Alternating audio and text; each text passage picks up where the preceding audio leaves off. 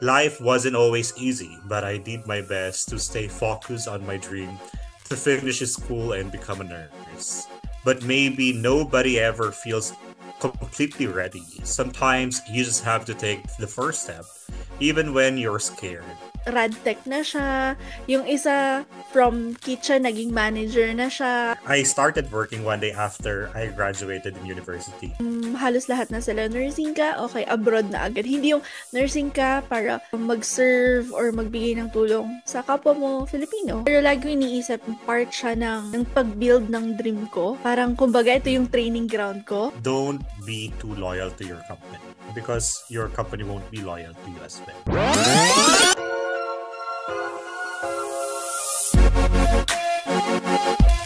Good day, everyone. Welcome to our new episode of the Group Chat Podcast, the show that talks about life, friendship, and everything nice. I am A, the mysterious brother of all. This is B, the explicit Bessie.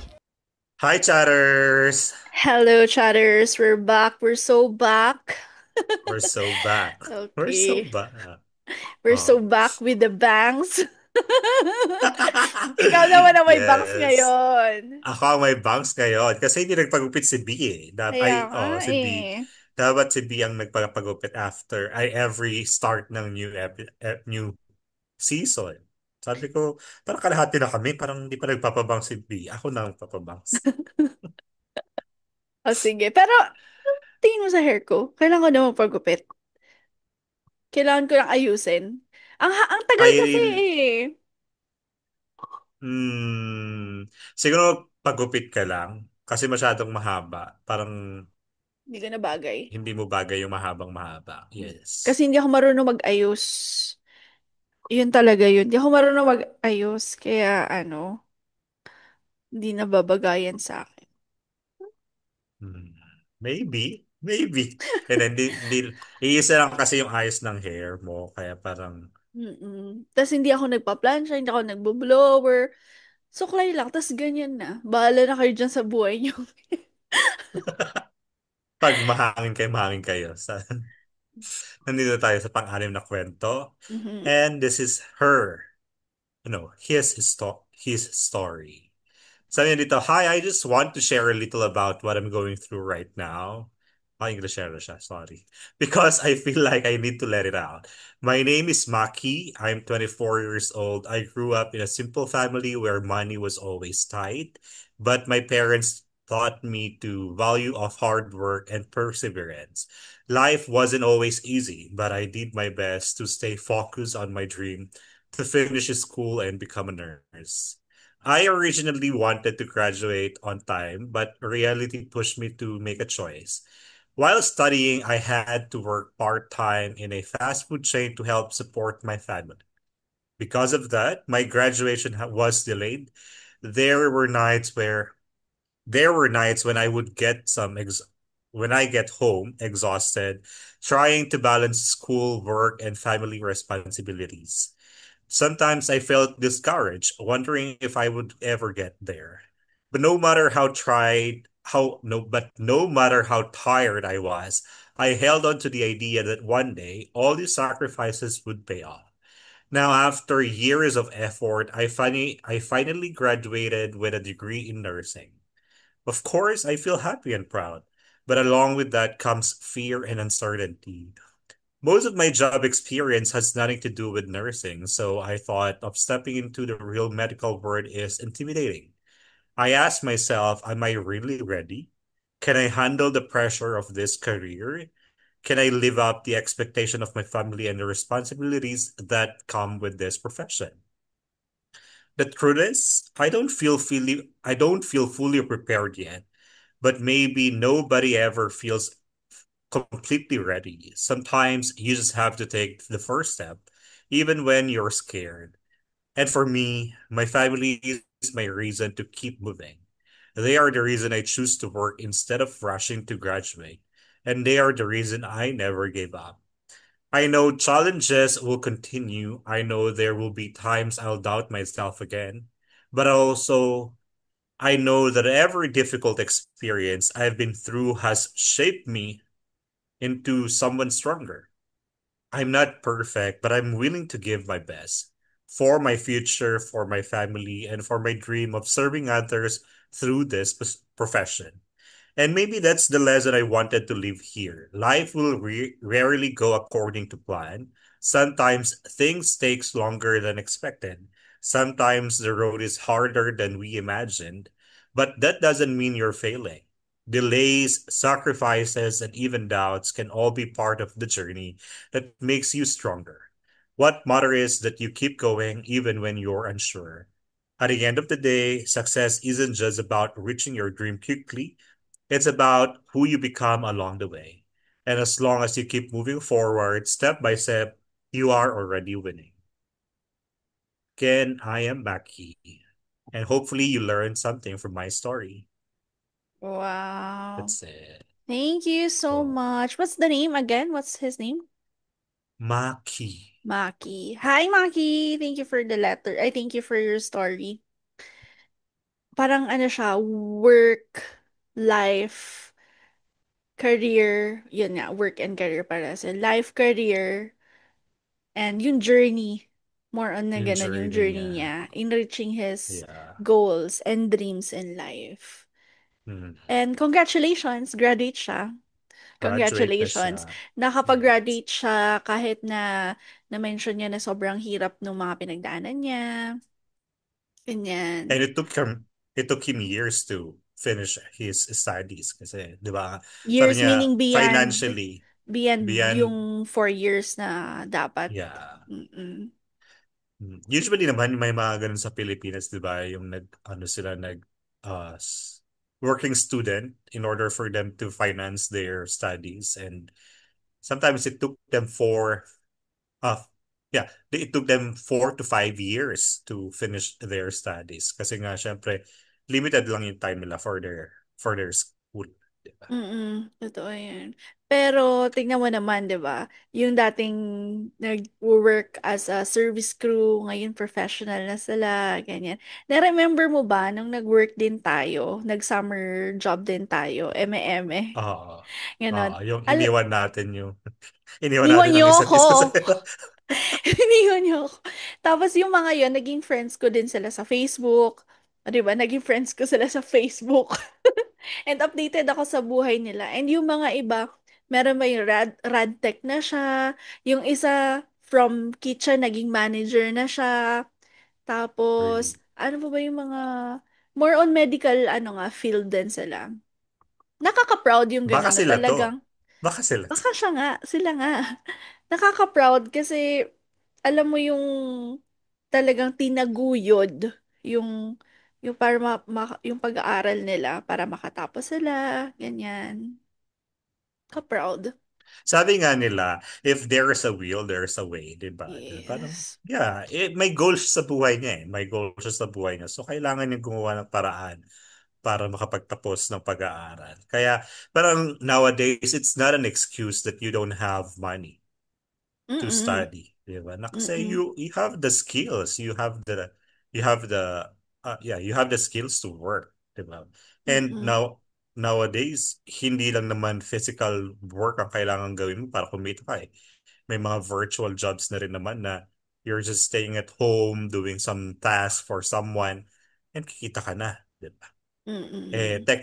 Ano naman na tayo, lahat naman na tayo, techie na tayo nowadays, di ba? Lalo ng mga from Gen Z to the recent generation, kaya na nilang manipulate ng computer, di ba? So, parang, yeah, parang if you really want to finish your studies, find some part-time jobs that would help you finance your studies because it's better to be educated than to stay the same, di ba? Mm-mm. Ako naman, iba naman take ko dyan. Tama yung mga lahat ng sinabi mo, pero more on ako na sana yung mga young parents ngayon, paghandaan na nila yung education ng mga anak nila, yung young parent, I mean, parents ng mga younger generation, and yung magiging Mm, parents pa lang, na paghandaan na nila yung education ng magiging anak nila, ng anak nila or ng magiging anak nila. 'Di ba? Para hindi na that's nila true. pagdaanan yung ganito na kailangan pa nila magtrabaho para focus na sa sa studies talaga, 'di ba? Tapos pagkatapos noon, hindi na mahirapan kung anong iisipin na career path, ganun. Kasi sometimes Mm, na what do you call this? Nasa-sacrifice kung ano yung career path na gusto mo dahil iisipin mo din yung, syempre, yung family, 'di ba? Kung true. may financial crisis, nagsa-struggle kayo financially sa family, nasa-sacrifice din yun. Pero good for him kasi sa kanya, ginawa niya naman yan as inspiration yung family niya. And Mm. I hope na nursing talaga yung gusto niyang course.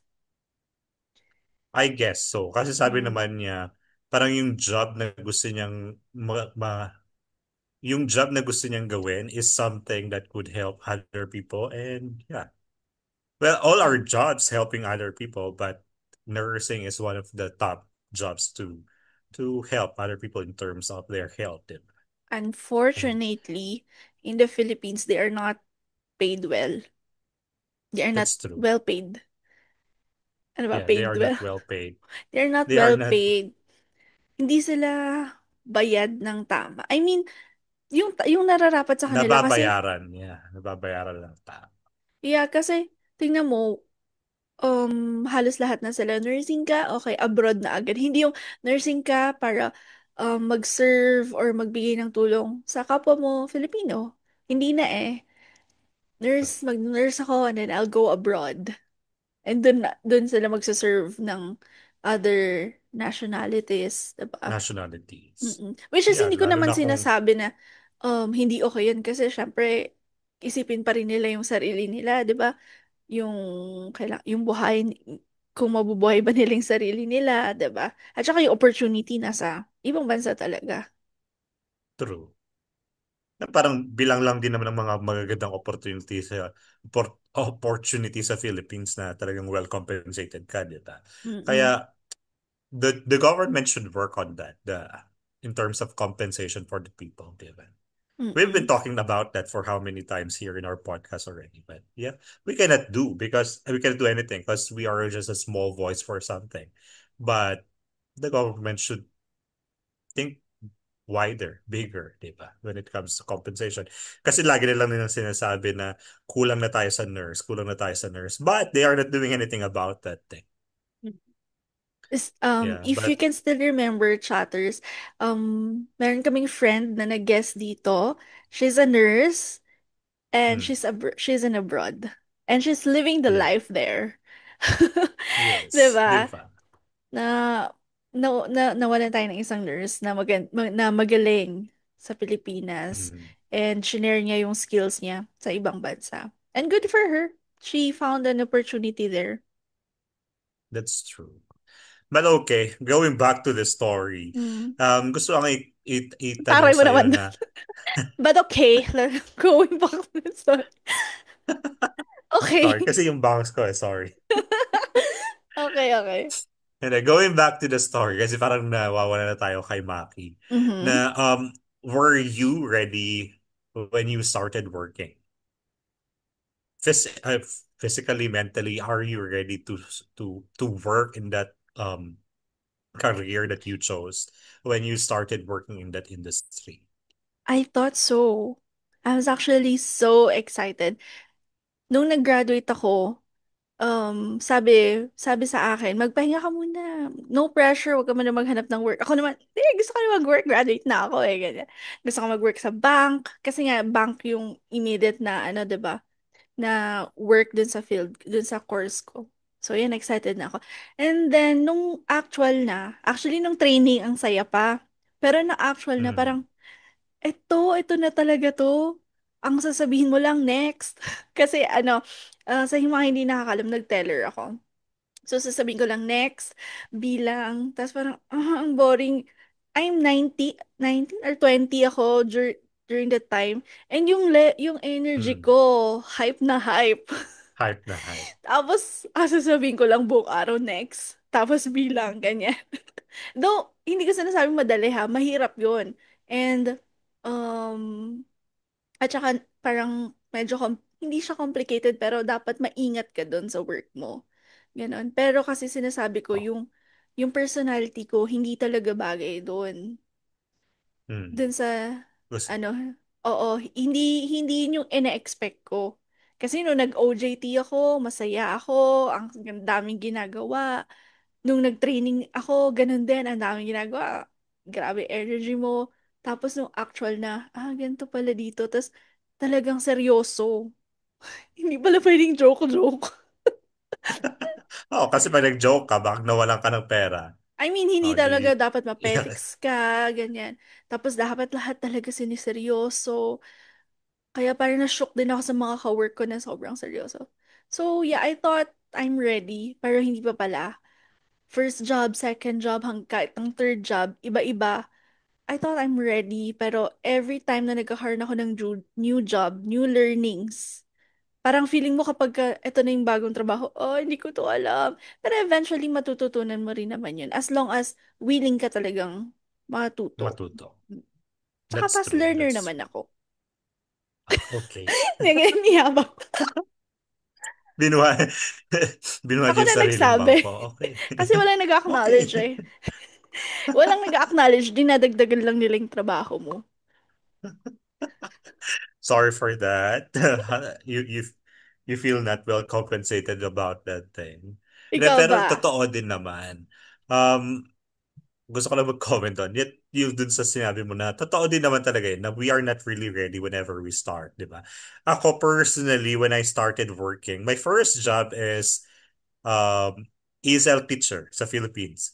I worked I started working one day after I graduated in university. Ay ba? And, oo, totoo yun. Mm. Totoo yun. Kasi, prior to that, parang kinakausap ko na yung pinsan ko na ipasok mo ako dyan sa work kasi gusto ko magturo ng Chinese, like that. So, yung pinasok naman ako. And then after a week before my graduated, tinanggap na ako nung company. Pero sabi ko, mag-start ako after ko na lang mag-graduate. Kaya alam na alam ko ang graduation ko kasi doon ako yung a day after, nagtrabaho talaga ako agad. Mm. Nagtrabaho ako agad. I was not ready that time kasi hindi naman talaga ako yung well-educated or well knowledgeable about the English language. Na parang turo-turo lang, turo lang for a year, di ba? Kasi, no, more than a year ako nag-work as an ESL teacher. Tapos, at first, mahirap siyang gamayin kasi syempre iba yung natapos ko eh. Ang natapos ko kasi for the tourism industry, di ba? And then pas bigla kang magtuturo ng English. So parang hindi Layo. mo talaga ang layo. Mm-mm. Talagang hindi ko alam kung anong gagawin ko. Like that. Buti na lang, um, madali lang siya kasi parang more on pronunciation, more on uh, tag dito yung diction and yung grammatical. Grammatical, yes, grammatical, di ba? English Mm-mm. teacher, pero hindi Magaling mo nga alam dun yung eh. sinasabi. Diction, mga ganyan. Mm-mm. Ikaw naman talaga. Sige Oo, di lang. ba? Hindi, pero yun nga. At saka, nakikita ko naman yung mga pinsan ko kung paano sila magtrabaho before. Kasi lahat kami talagang as in, ilang kami magpipinsan na nag-work dun sa isang company na yun. And yun nga, yung first job ko, I was not really ready, but just like you, parang eventually, natutunan ko na siya kung paano siya i-handle, paano siya ituro, paano siya gawin, ganon. And then, parang na-bored ako, so nag-change ako ng job, which is dun sa first restaurant job ko, na hindi rin ako ready. I know how to cook, I know how to do things, but pag nag-work ka kasi sa kitchen, kailangan mo memorize lahat yung mga ingredients, how to do this, how to cook this food, how to prepare this dishes, di ba? Eh ako kasi, parang hindi ako yung taong ganun eh. Parang more on ako dun sa nakalista lahat tapos susundan ko lang. Eventually, matututunan mo rin ganyan. Eh, parang ako, willing naman ako matuto sa ganun. Pero kasi ang nangyari sa akin nun is from, from, from kitchen, bigla akong pinull out to be the manager. Kasi si C, di ba nakwento naman natin dito sa episode, dito sa podcast natin before na si C was my manager before. And then, nag-resign siya. So, pinulaut ako ng Korean manager to be the manager in place of her. And hindi rin ako ready kasi syempre, from English teacher, sabihin natin ng university student, naging English teacher, and then walang background sa management ng restaurant, bigla kang pinag-manager. So parang, hala, parang hindi mo na alam kung anong gagawin mo. So, um, nag-guide naman ako ng mabuti nung mga boss ko noon. Kasi syempre, they are businessmen. So parang, yeah, they guided me. And eventually, nag-adjust din lang tayo. Sa feeling ko, you won't really be ready for the first 6 months of your job. So, lahat naman, feeling ko, lahat tayo kakapa dun sa, ano, dun sa work natin, di ba? Na, ano ba? Paano ba ito gagawin? Ano ba yung mga kailangan kong aralin? Ano ba yung kailangan kong malaman, di ba? So, yeah, I think okay lang yun na-feel ni Maki na hindi siya ready sa job niya because it's different industry yung background niya sa work and yung natapos niyang field. I think it's okay. Matututunan mo rin yan eventually. And for him, kasi ang nursing, di ba, usually ang nursing meron silang internship na Mm-mm. ginagawa. So, for sure, meron naman na siyang idea on how to do his job. It's just that he needs to hone his skills pa po. At saka mag-focus na dun sa work na yun kasi hindi niya na kailangang mag-work pa sa fast food chain. Mag-work Mm-mm. na lang talaga siya as a nurse, di ba? So, yeah, eventually matututunan mo din yan, Maki. So, don't be scared of transitioning your career, di ba? Mm-mm. At saka, yung mga struggles mo nga sa buhay na hindi mo rin alam kung paano mo i-handle So, before, solution. Yeah. oo, or nagawan mo naman ng paraan, 'di ba? So, confident naman kami na magagawan mo rin to ng paraan kung paano mo siya um, magagawa ng maayos. Ayun. Tsaka galingan mo True. kasi syempre nurse to, panlaban ka namin dyan. 'Di Isa ba? ka sa mga inaano namin. Look forward namin na itataas ang bandila ng Pilipinas. Para ayaw Mm-mm. talaga siya pagtrabahuin sa Pilipinas. Parang, oo nga, parang wini-wish na ano, no, na maka-find siya ng opportunity sa ibang bansa. Pero kung ano man ang gusto mo, okay lang yan. Kasi Hmm. meron din naman Meron tayong din mga naman. nakilala. Meron din akong mga nakilala personally na ilang years sila nag-work. Actually, hindi work. Ilang years sila nag-volunteer as a nurse. Mm-mm. And masaya kasi Hmm. sila. As long as masaya ka sa ginagawa mo, I think natural na lang nalalabas yung galing mo. Ganun. You will True. put effort doon para talagang gumaling ka at saka magkaroon ka ng lots of knowledge dun sa field mo. At saka ano naman yun, kung yun talaga yung passion mo, may enjoy mo din naman eh. Gaya nga nung sabi nila, find a job that makes you happy and you won't feel that you are working every day. Diba? So feeling ko naman San may enjoy yan? naman yan, diba? San yan? Well, hindi, personally, ako hindi ko pa nahahanap kung nasaan siya. Ine-enjoy ko na lang talaga ang buhay ko. Mm-mm. Bahala na yung trabaho. Char. Char. Uy, Pero hindi naman. Hindi. ano nga, 'di ba? Parang yung mga bagay nga na hindi natin gustong gawin, pero dahil yun yung work natin, ginagalingan natin, 'di ba? What more do sa bagay na gusto natin, 'di ba? That's true. Kung talagang gusto ni Maki yung pag-nurse, for sure. For sure. For sure. For sure. For sure. Kaya niyan. Ano sabi mo? Kaya What's the niya. question? Kaya gusto ko lang itanong na, yung trabaho mo ba ngayon, yan ba yung gusto mo talagang trabaho? Once upon a time, gusto ko yun, nag-office-office. Pero, parang Mm. siguro, office-office. Gusto ko din naman yun. Pero, hindi siya yung totally nagpapasaya. Parang feeling ko, hindi ko mahanap yung success ko dito. Feel ko lang. I Mhm. have a Feel mo lang. feeling. Pero, syempre, ngayon kasi, nagkakaroon ako ng interaction with a lot of, ano, different kind of people. Yun naman yung parang, kahit na hindi man ito masyado yung gusto kong gawin, parang nagpa-find joy na lang ako dun sa mga nakakausap ko, yung mga, kita ba, Mm. stories din ng buhay nila, nakikinig ako, ganon. Yung sabi nga nila, Nakikipagkwentuhan. um, ano eh, you need to find joy dun sa ginagawa mo. Mm. para True. para it will help you to keep going. Kaya siguro up until True. now, working pa rin. Ganun. Mm. You. Ako personally, this is not the job that I'm looking forward to when I graduated university. Kasi parang ako talaga, feeling ko, magiging chef ako, gusto ko magluto, gusto ko mag like this, like that.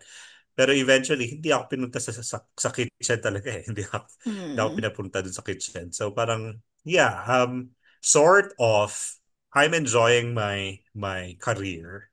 But there is still something inside me na looking forward to be a cook or whatever, chef like that. Kaya, yun nga, parang whenever I'm free, I'm cooking something, di ba? Para naman hindi siya mamatay, yung passion na gusto ko talagang gawin. Hindi siya namamatay bigla-bigla lang. Kaya yun, I am enjoying my job just like you. Pero syempre, meron nga tayong hinahanap na talagang gusto nating gawin. Thankful ako kasi the passion that I have is almost not almost, but it's in the same industry where I'm working at, di ba? Mm-mm. Pero gusto ko Kaya yung pag sinabi minsan, niya. Mm. yeah. Pag Kaya pag minsan, minsan, nasa loob ako ng kitchen, nakikialam magluto. Sir, ba't ka nandito? Ganun. Siyempre kasi di ba kapag ano, pag ginagawa mo yung trabaho mo, tapos nandun yung manager Hmm. mo, parang kahit na maayos yung ginagawa mo, parang na, ano ka, di ba? Na, anong, Nararatel. oo, nararattle ka kasi alam mo nandyan yung manager mo. Siguro pinagdadasal nila, sana lumabas na to. Actually, may mga ganun din naman silang feeling towards me pag minsan. Kasi syempre, as a manager, parang kumbaga, ifa-follow up mga pagkain. Ayan na, pag ako pumasok sa loob ng kitchen, na sila nagsisigalaw na, nagmamadali na sila kasi syempre, alam nila na ifa-follow up ko ang pagkain pag pumasok ako ng kitchen eh. Alam mo, Kaya may pag minsan, nag-i-slice, no? Pero wala naman siyang ini-slice. Mga ganun-ganun na lang siya. Para lang may gagawin. Kaya pag minsan, sinasabi ng mga staff ko na, kung Rafi, doon ka na lang sa labas, kami na dito sa loob. Kasi alam ko na yan. Pero pag nainis na talaga akong tagal na ng pagkain, ano nararamdaman kong Ikaw na matagal na, nagluluto. yan. Papasok na talaga. Hindi naman ako, Akala ko hindi ikaw naman na ako ang nagluluto. nagluluto. Pero nagpa-follow up ako. Iba ako mag-follow up talaga. Ang dami sinasabi. Okay, going back, alam mo, gusto ko yung sinabi niya about yung delays. Can you repeat that? Yung Ah, may word siya na delay na sinabi. wait lang ah. Sabi niya dito, dun sa ano yata yun, no? Sa Bandang dulo. bandang dulo. Mhm. Sabi niya dito, delays, sacrifices, and even doubts can all be part of the journey that makes you strong.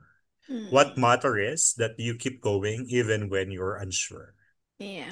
Eh, Actually, ang take ko dyan, feeling ko, nandito tayo sa work natin, hindi para, kasi sabi nga natin, parang hindi naman ito yung dream natin. Pero lagi ko iniisip na part siya ng pag-build ng dream ko. Parang, kumbaga, ito yung hmm, training ground ko. Alam mo na yun? true. Yung, for example, gusto nating mag-business, pero hindi naman tayo agad-agad magaling mag-business, 'di ba?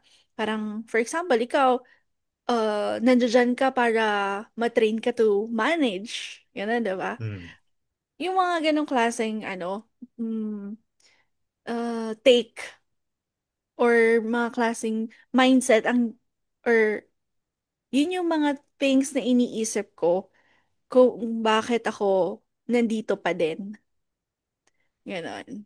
Parang iniisip ko, bakit hindi ko pa rin ginagawa yung gusto kong gawin? Iniisip ko na, baka hindi pa ako ready na gawin yun. Baka kailangan nandito pa muna ako para i-ready ba ako? Parang preparation, true. kumbaga. This is just a Preparation. preparation.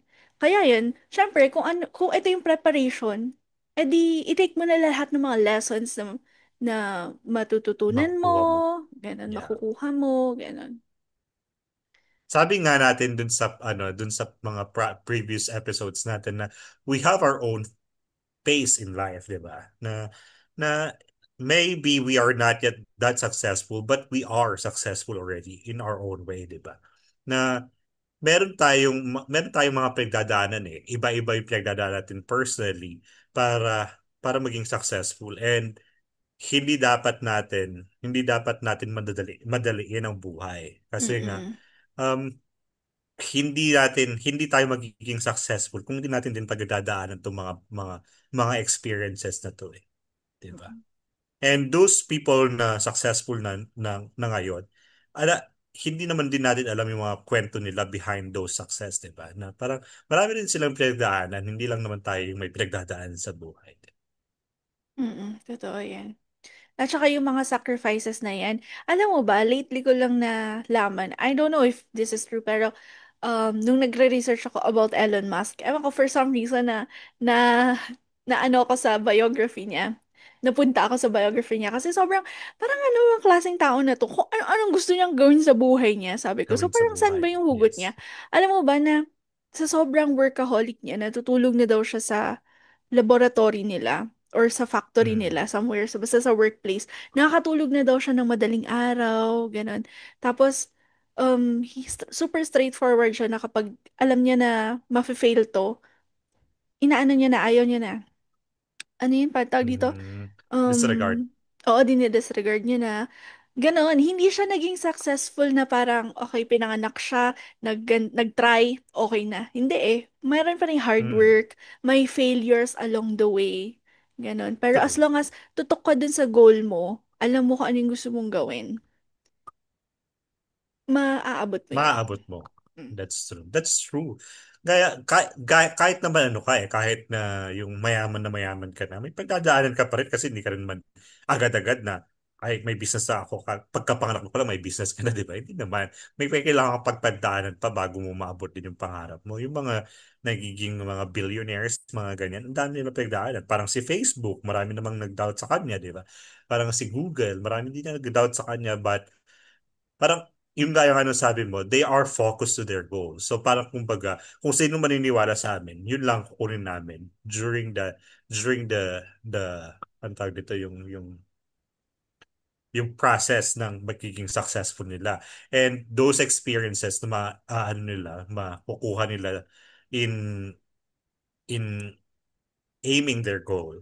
Parang talagang tinanggap nila na buong buo yung mga experiences na yun to build who they are now, di ba? True. Totoo yan. And sa pag-abot ng success, syempre tayo gusto naman natin ng maginhawang buhay, yan naman yung mga gusto natin. Sana hindi rin tayo yung mag-shortcut ba? Ganon. Kasi ang daming tao nagsa-shortcut na parang, katulad ngayon na napag-uusapan, yung corruption, 'di ba? May opportunity para magkaroon ka na makakuha ka ng malaking pera para lang isa-sacrifice mo yung, alam mo, yung welfare ng mga tao, ng maraming tao, yung ganon. Wag naman yung So, ganon. 'Di ba? Ang saya kaya ng journey na kapag nandoon ka na sa tok-tok, tas ikukwento mo yung journey mo, na ito yung mm, ginawa ko noon para man. Kesa naman yung ikukwento mo kung ano yung journey mo na ito yung mga niloko ko, ito yung mga ginansyo ko. Ang pangit nun. Mas maganda ikwento yung paghihirap mo. And now, look at me, successful, gano'n. Tapos, dinefine niya yung success dyan, di ba? Ano yung pagkakadefine niya ng success? ah, sabi niya, at the end of the day, success isn't just about reaching your dream quickly. It's about who you become along the way. And as long as you keep moving forward, step by step, you are already winning. Yes naman. I think before, meron din tayong episode na dinefine natin yung success. Mhm. Okay, so long time ago na yon. So ulitin ko lang yung tanong na para sa'yo naman, ano yung success? For me, success means that you are happy with what you're doing and you Mm, are having the life that you are wishing to have when you were young. Diba? For me, that's success. Yung parang kumbaga, healthy lahat ng pamilya mo and then you are still enjoying the life that you are having at the moment. For me, that's success. Di ba iba-iba ba kasi tayo ng ibig sabihin ay mm, ng definition of success eh. So naman. that's for me. That's for me. And Mm. you?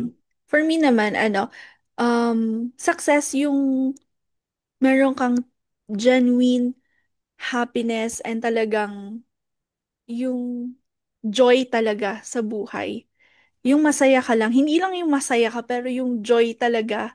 Alam mo yun, deep inside you may na-fulfill ka, kaya sobrang saya True. mo. Ganon. And True. at the same time, ganon din yung mga tao sa paligid mo. Kasi parang ang hirap maging happy na mag-isa lang. Mas, Maloka.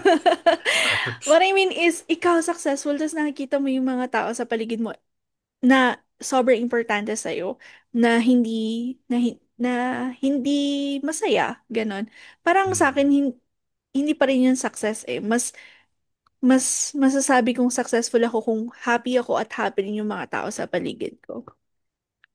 But we cannot control the people around us, di ba? Kasi syempre we have our own happiness. So parang kumbaga yung happiness mo, baka hindi naman happiness for him or her. Kaya nga, meron tayong sinasabi na kung na parang i-share mo sa kanila kung ano yung joy na meron ka. Parang Mm. i-fulfill mo din kung ano yung kaya mong i-fulfill sa kanila. True. Ganon. But you Ako, have to fulfill yourself first. oh naman, of course. Self first. Self Number first. Yun one naman yung lagi rule. natin. Mm-mm. Yeah. Yun yung lagi natin sinasabi dito na you have to uh, prioritize yourself before Mm-mm. prioritizing other people. Yes. And um, alongside with that, hindi mo iiwan yung mga taong totoong nagmamatter sa'yo. Kasi sa akin talaga family. Parang, for example, True. talagang nagiging successful na ako, gano'n. Tapos, nakikita ko sila, parang naiiwan ko na sila, hindi ko kaya yun. Hihilahin ko sila papunta sa akin. Parang gano'n. Yun yung sinasabi ko na success na, oops, I'm okay na. Gusto ko okay din sila. Feel True. ko magiging more successful yung feeling para sa akin. Mm.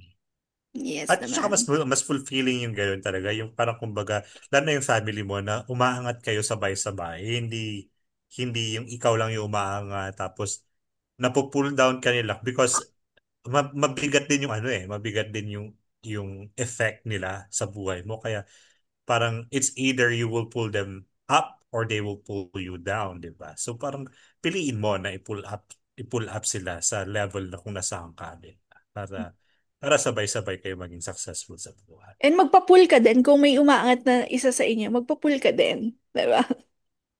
True. Wag mo silang hilahin pababa din, di ba? Mhm. Yes. Last is, anong masasabi mo dun sa mga future? Hindi naman future. Dun sa mga mag start pa lang sa work or dun sa career nila sa buhay, di ba? So, what can you say to them? What will be your advice as a person who's been working for a decade now? For a decade now. Hmm. Hmm. Hmm. Hmm. Um,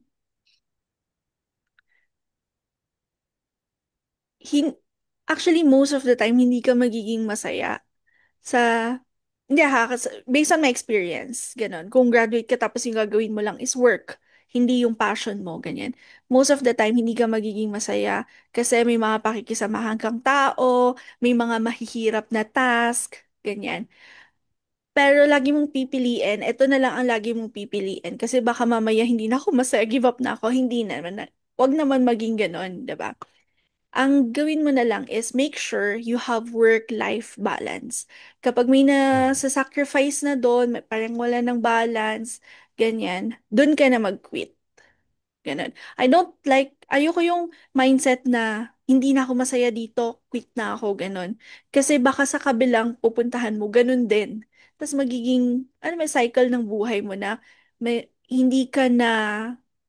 hindi mo na i-welcome yung mga challenges sa life. Hindi mo talaga yan may iwasan, meron. Pero yun na lang, ang may advice ko. Pinaka-importante is work-life balance. So, yeah. How about But I you? agree with that. I agree with what you have said.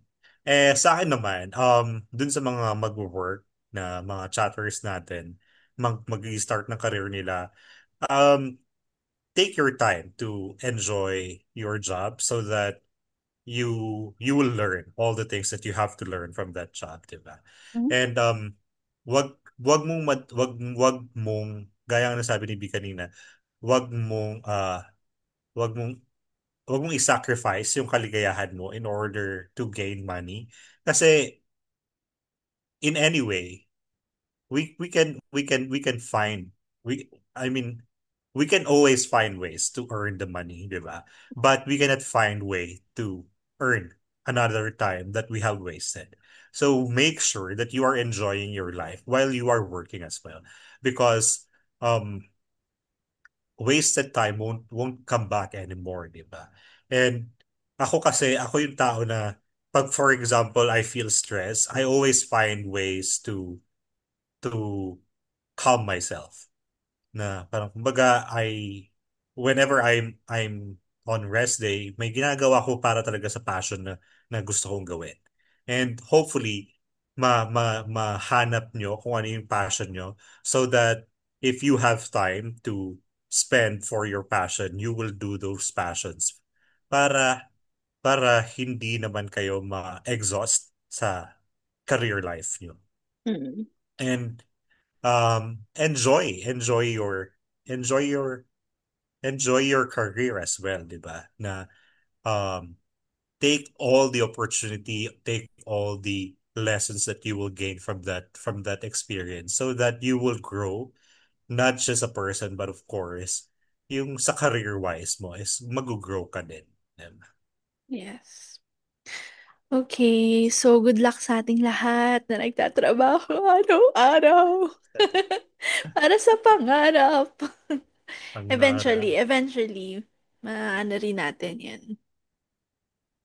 ma makahanap din natin yan. At saka yun nga pala, gusto ko lang sabihin na um kung gusto mo umangat sa career mo, don't be too loyal to your company because your company won't be loyal to you as well. 'Di ba? Parang ako personally, dapat kailangan mong lumipat sa ibang company in every 3 to 4 years because in a company, yung loyalty mo, yes, mag-compensate naman yun. But it's not enough to the compensation is not enough, I should say. Parang gusto mo kasi pag sa compensation wise pag gusto mo umangat yung compensation mo, you have to transfer from another company every 3 to 4 years to level up your sweldo kumbaga. Mm. Kasi kami actually dito sa Thailand, ganun ang nangyayari. Kaya most of the people, they stay in a company for 2 to 3 years and then they will transfer to another company just to have higher compensation. And I've witnessed a lot of people who stayed in this company for 10 to 14 years, but their compensation is not that much because they didn't sacrifice or they didn't bother to find another job just to make their money or their compensation higher. But of course, that depends on you naman kung masaya ka naman sa company. You can stay longer as long as you want. Pero yun nga, pag yung ang iniisip mo is yung pera, That's my that's my advice. Mm. Kumbaga, gusto mo maging successful dyan sa career mo, magkaroon ka rin ng diskarte. And yung diskarte ni A, eto. Ganon. Yeah. Yeah. I think in the Philippines it works as well, but I don't know if it same as how it works here in Thailand. Mhm. Yeah. Okay. Nasa inyo yan kung Okay. saan kayo masaya. Go. Yung mga gaganda ng mga flexes sa sabi mo, tapos biglang ganun, sa inyo na yan, paano na kayo mamutay? Saan kayo masaya. Yes. Yes. Okay. So thank you so much for that career enlightening na discussion for today. Kasi sometimes Mm. parang at 32 parang you'll get tired of talking about career. Ganyan. Kasi 32 ka na, pagod na, pagod na, pagod na, pagod ka na. Masaya siya. Ganon, diba? So, parang saya lang na pag-usapan na at saka ma-refresh yung utak mo na, oops, wait, eto, eto yung ginagawa mo, pero meron pa palang dream. Meron ka pa palang dream. Mm. Ganyan. Huwag mong Dream. kakalimutan yun. Yes. Thank you, That's true. Maki. Thank you so much. Yeah. Thank you very much, Maki, for sharing your story and inspiring others. Hopefully, Yeah, for we inspiring inspired us others. today. Mm-mm. Yes. And of course, mga chatters, kung gusto niyo pang ma-inspire sa mga ibang kwento ng mga tao dito sa mundo, please follow all our social media in Facebook, Spotify, YouTube, and TikTok, The Cryptid Podcast with BNB.